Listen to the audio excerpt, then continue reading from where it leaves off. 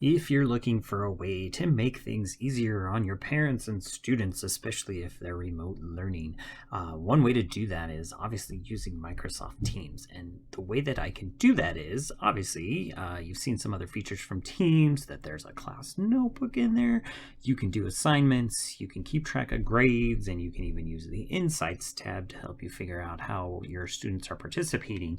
But there's also up here on your tabs, you've probably seen in other ones though too, you can add some apps down here. There are quite a few options for you to choose from. A lot of these you may not have any idea what they are, but there are quite a few to pick from, which is great. But another way for you to make sure that they stay inside your team is up here.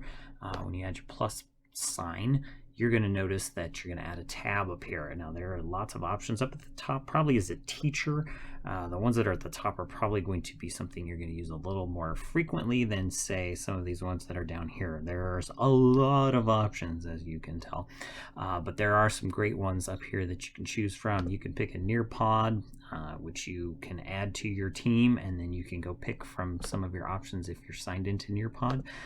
There's also great things from Pear Deck. You could put your own stream channel that you've created in your stream account, and then obviously it's adding files that are from either like PowerPoint or Word. Very easy to do. You can also add your Flipgrid grids in there, so that way your kids really can't ask you what's the grid code or what's the group code to get into the Flipgrid, because if they go into Teams, they should be able to find it rather easily.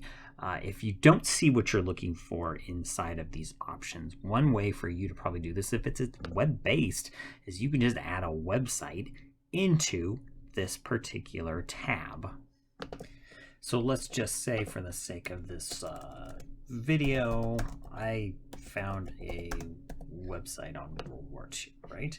And I paste that in here. Once Teams reads that website and puts it up there, then once that tab comes up, you're going to notice that that website should pop up right inside of my team. If it doesn't, you might notice up here, if it's not loading correctly, there's usually a link up here that you can go click, and it'll take you inside of the browser. That way you don't have to worry about what the actual website is or sharing it with your students, because they should be able to click right there. But cool functionality is, if you want to include this in your class website, you can put it right in there, and that way it's all in one spot, so your students, or if your parents are trying to help your students find what they need, they don't have to go very far.